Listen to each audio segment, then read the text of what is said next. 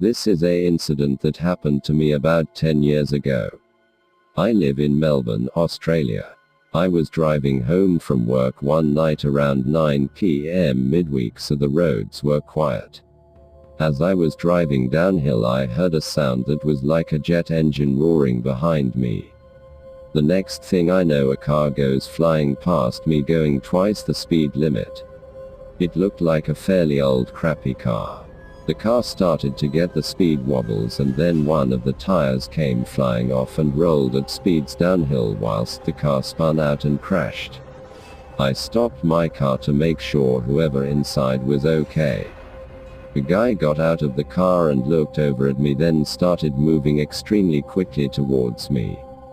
I don't know why, but I hit my internal locks on the car, which was fortunate because no more than 2 seconds later the guy started grabbing at the driver's side door and smashing on my windscreen with his fists trying to get in. I'll never forget the crazy look he had in his eyes.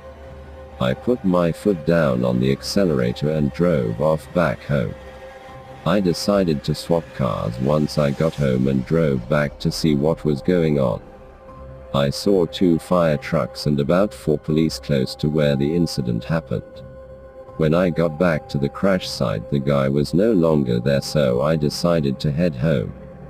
The next day at work, I was online bored reading the news when I saw an article that shocked me.